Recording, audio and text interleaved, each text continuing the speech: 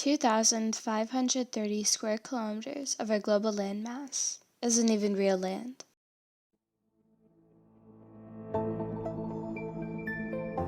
It is artificial land, otherwise known as reclaimed land. To put this into perspective, 1 square kilometer alone can accommodate for 10 million people. So our reclaimed land can accommodate for 25.3 billion people. That's more than 3 times our global population. Land reclamation is the process of creating new land from bodies of water or low-lying areas using materials like heavy rock and cement. In a period where we face major issues spiraling out of control, like overpopulation, damage from natural disasters, unstimulated economies, and loss of biodiversity, it is evident that solutions are needed. And land reclamation has been successful combating these issues. Countries have used it to support large populations, strengthen their economy through tourism, and promote diversity while increasing their country's landmass. As the magnitude and frequency of these global issues expand, we can see land reclamation being implemented everywhere.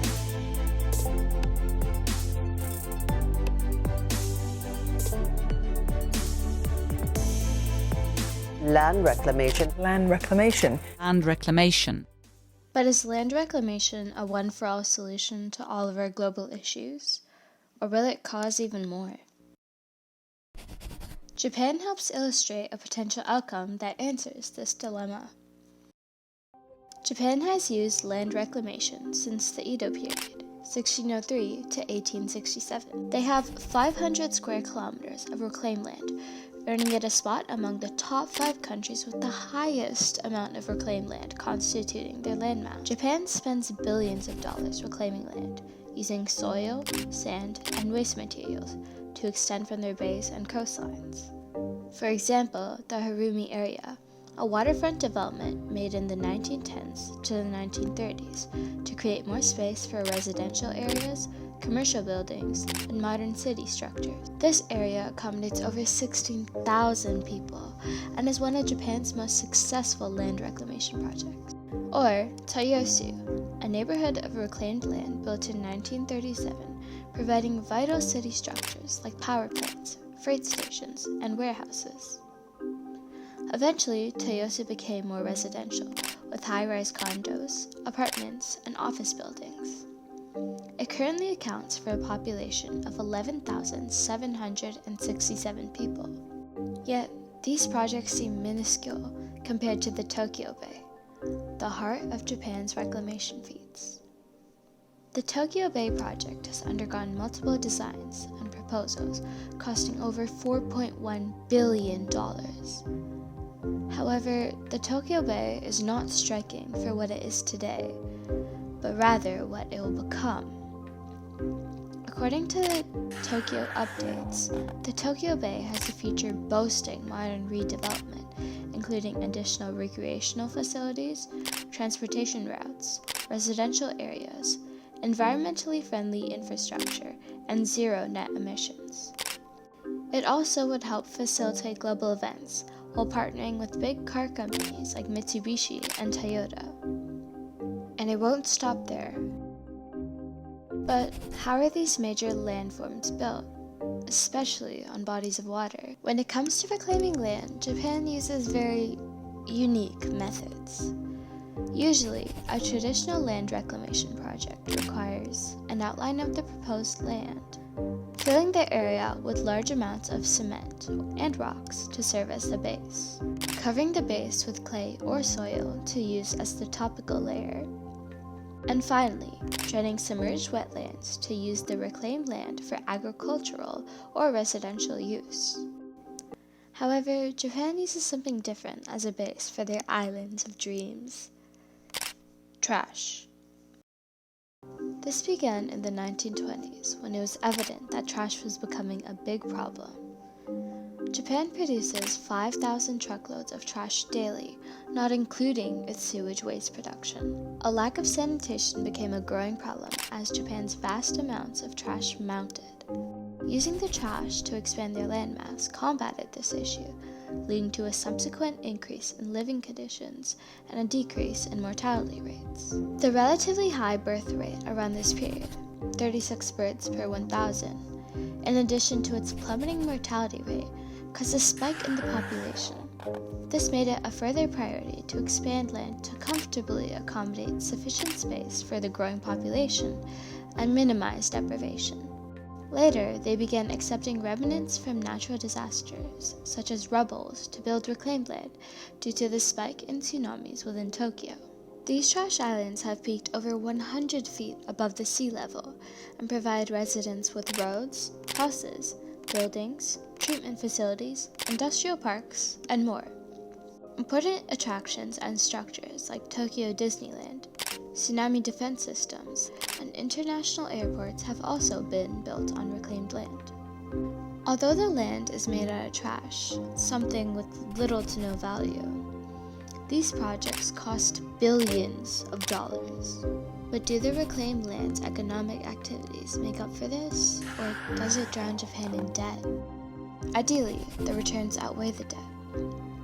Although land reclamation is incredibly expensive, Japan can profit from it due to one thing: urbanization. Urbanization and a better stimulated economy have a solid correlation for many reasons. Urban areas have many pull factors: better infrastructure, including buildings, homes, and transportation systems, higher quality items like jewelry, cars, and electronics, and more goods and services like repair shops and hotels. Urban areas are very developed, not only attracting a larger native population, but extending to a foreign population. This leads to higher economic profits since urbanization attracts outside money, further increasing the area's economic prosperity. Additionally, a demographic analysis reveals that Japan's population is not sufficiently replenishing due to their decreasing fertility rates. Immigration would prevent the eventual extinction of their population. Urbanizing reclaimed land would alleviate land scarcity in crowded areas, stimulate the economy, increase immigration, provide tourism, and create more job opportunities. But it's important to consider that these benefits are only a product of successful land reclamation. So what about the billions of dollars put into unsuccessful reclamation projects? Like the Kansai International Airport. The airport initially costed $8 billion, but it inflated to over $20 billion. But how? This floating airport was built to alleviate the massive influx of tourists and the overcrowded airports like Narita Airport and Haneda Airport in Tokyo. However, this airport began sinking faster than anticipated, sinking a total of 38 feet when first built. They spent over $12 billion on repairs like building supporting land, filling it with concrete, and building hydraulic machines to prevent it from sinking. Even with these additional measures, these fixes are only temporary. The airport will continue to sink, just at a slower pace.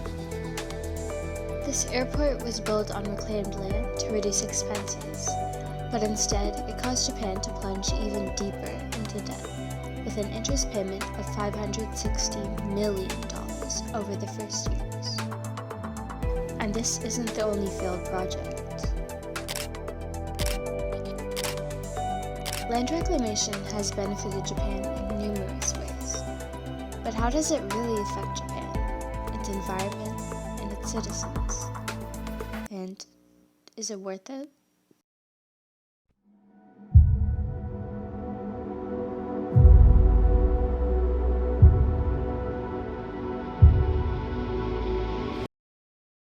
Despite its economic benefits, land reclamation poses a large threat to Japan's environment and significantly impacts its citizens. Citizens residing on reclaimed land face a variety of consequences. Many land reclamation projects were built to alleviate large populations within urban hotspots in Japan, yet population growth swelled far more than anticipated, leading to shortages of schools, childcare facilities, and housing. In Toyosu, 20% of all apartments are suited for single occupants. But with a projected population of 1,040,000 people by 2035, it's a mystery how they'd accommodate the influx.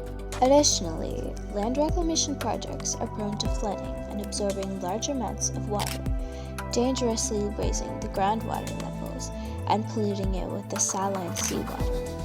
Not to mention the worsened conditions for constructions and those living there afterward. However, the issues that citizens face pale in comparison to the environmental impacts: destruction of natural habitats, rising sea levels, disruption of marine ecosystems, decrease in biodiversity. Land reclamation contributes to many of our global environmental issues. Yet, many groups advocate for land reclamation, as it promises to restore destroyed ecosystems, replenish biodiversity, and create the conditions for plants and animals to flourish. But is that really true? Land reclamation disrupts perfectly stable ecosystems, particularly marine ones. Marine life ecosystems are difficult to replenish on land, so these claims of restoring biodiversity are unreliable. Land reclamation projects have forced millions of species to relocate and extensively polluted their waters. Since Japan uses garbage to build their land, millions of microscopic plastic particles, known as microplastics, pollute the oceans and accumulate within animals, traveling up the food chain and having detrimental effects on all life, including ours. Our water is starting to reflect the conditions of life on our planet. If this is so detrimental to the environment, then why does Japan reclaim land? One of the primary reasons is overpopulation, but Japan is actually really empty. What? Sano Village, Hashima Island, Dharma Village, and many more. Ghost towns are a prevalent issue within Japan. Over 8 million homes in Japan are unused, abandoned, and major fire hazards. Many owners have died, and tracking down their heirs has become nearly impossible. Property taxes cannot be collected, towns are becoming ghost towns, and unoccupied homes turn into health and safety risks. But how did this become an issue? Japan has a plummeting population due to its high cost of living and increased orientation towards materialistic success, making forming families undesirable. Japan's metropolitan urban areas like Kanto, Kihenshin, and Tokai concentrate 2/3 of the population. This is due to the high rates of urban-rural migration as individuals venture to attain greater economic and social success, making the rural and suburban outskirts of Japan very prone to abandonment. And simply selling them doesn't fully account for the economic loss of abandoned areas. According to the Financial Times, only 15% of suburban and rural homes are sold across Japan, compared to the 90% in UK and the US. It is evident that Japan's population is rapidly declining in these areas. In fact, Japan is projected to have over 900 abandoned cities, towns, and villages by 2040. All this barren land has a detrimental effect on Japan's economy. According to courts, $1.6 billion have been lost since 2016 due to these abandoned homes. Why does Japan need land reclamation if they already have so much space? The objective is to alleviate the densely populated metropolitan areas. But to convince people to move, their other options must be equally as appealing as the big city. Suburban and rural areas have unfavorable factors like mountains, damage from natural disasters, generally fewer services, goods, infrastructures, and opportunity. But this does not force land reclamation. Urbanized areas can be surrounded by satellite cities, smaller cities surrounding the heart of a metropolitan area. Suburban areas can develop to accommodate a larger population. Densely populated areas can stack buildings to occupy less land, and the inhabitable land can be used to grow and replenish ecosystems. Many alternatives are available, yet barely any are being put into practice. Land reclamation no longer functions solely as a way to calm heavily concentrated populations or recover from natural disasters anymore. Instead, it is one large tourist attraction to fuel Japan's economy, and it's harming the planet in doing so. What was once a solution is becoming a problem, a serious one. Land reclamation in Japan poses a significant threat to the environment and communities inhabiting coastal regions. By reclaiming land, we disrupt many natural ecosystems, exacerbate environmental issues, and cause damage that cannot be reversed easily. It is important to recognize that the short-term benefits of land reclamation pale in comparison to the long-term ecological and societal costs.